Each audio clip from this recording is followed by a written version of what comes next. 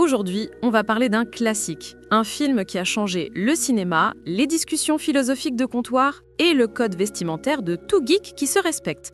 Je parle bien sûr de Matrix, le film qui vous a fait douter si votre vie était réelle ou juste une simulation très bien fichue, mais qui, au fond, vous faisait espérer que ce soit une simulation juste pour avoir une bonne excuse pour ne pas avoir fait votre lit ce matin.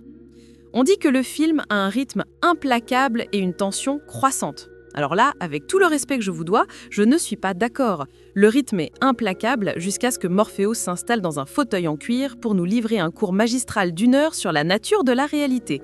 La seule tension qui monte à ce moment-là, c'est notre envie de zapper cette partie pour voir Keanu Reeves esquiver d'autres trucs au ralenti. Le film, c'est en gros ça. 5 minutes d'action incroyable suivies de 20 minutes d'un PowerPoint philosophique. On parle aussi d'une alternance magistrale entre des moments d'action intenses et des dialogues chargés de sens.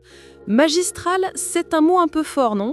Je dirais plutôt que c'est une alternance entre « Waouh, c'est trop génial » et « Ah, d'accord, j'ai compris, je crois ». Les dialogues sont tellement chargés de sens qu'on en sent le poids sur les épaules. C'est comme si en plein match de foot, le commentateur arrêtait tout pour expliquer la règle du hors-jeu en utilisant Platon comme exemple. Personne n'a rien demandé, mais c'est là. La vérité, c'est que Matrix ne parle pas de sauver l'humanité. Il parle du calvaire d'un type normal. Neo. Réfléchissez-y. Le mec est programmeur. Il vit de plats réchauffés au micro-ondes et n'a probablement pas vu la lumière du jour depuis des semaines. Sa vie est déjà un peu morose. Et là, sorti de nulle part, une bande de gothiques débarque, lui propose des pilules de couleurs et lui annonce que tout ce qu'il connaît est un mensonge. Pire encore, ils lui disent qu'il est l'élu. C'est là que réside la vraie comédie du film. Neo n'est pas un héros. C'est un pauvre type qu'on a arraché de force à sa zone de confort. La première chose qu'ils lui font, c'est lui planter une tonne d'aiguilles dans le dos pour qu'il apprenne le kung-fu. Imaginez le mal de dos. Il passe tout le film avec une expression de quelqu'un qui ne pige rien. Parce que, de fait, il ne pige rien. Et c'est à ça qu'on s'identifie. On ne s'identifie pas au sauveur de l'humanité. On s'identifie au gars qui vient d'apprendre qu'il va devoir bosser un jour férié sans même être payé en heures sup. Et la satire culturelle derrière tout ça. Matrix, c'était l'apogée de cette paranoïa de fin millénaire.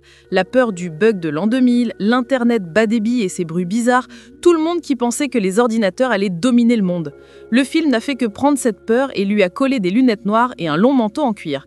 La grande ironie, c'est qu'au final, les machines n'ont pas eu besoin d'une simulation complexe pour nous asservir. Elles nous ont juste donné un petit appareil qui brille et qui fait du bruit, et maintenant on n'arrive même plus à aller aux toilettes sans lui. On a choisi la pilule bleue avec plaisir et on l'a même payée en 12 fois sans frais. Toute cette discussion sur une expérience cinématographique viscérale et émouvante vient de là. C'est viscéral de voir la souffrance de Neo. C'est émouvant de voir que même après avoir découvert qu'il est l'élu, il continue de se prendre des sacrés oustes. Il est la preuve que même avec des super-pouvoirs, le lundi matin reste une épreuve. Et l'agent Smith, le méchant parfait, un programme informatique qui se comporte comme un contrôleur du fisc. Il ne veut pas dominer le monde par méchanceté, il veut juste que tout le monde suive les règles. Il en a marre du désordre, du libre arbitre de l'humanité. Au fond, l'agent Smith, c'est chacun de nous qui essaye de prendre le métro à 6 h du soir. Il veut juste un peu d'ordre au milieu de ce chaos. Alors au final, Matrix, ça parle de quoi ? De philosophie ?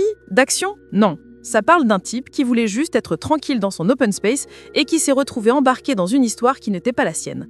C'est le parcours d'un homme ordinaire confronté au plus grand de tous les méchants, la responsabilité. Et bien sûr, tout ça en portant des tenues en cuir assez discutables.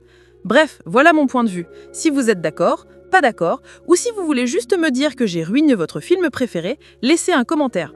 Et puisqu'on parle de simulation et de contrôle, n'oubliez pas de nourrir l'algorithme. Cliquez sur like, abonnez-vous, activez la cloche, faites la totale quoi. Comme ça, je pourrai continuer à questionner la réalité tout en payant la facture internet qui me maintient prisonnier de cette même réalité. Merci et à la prochaine.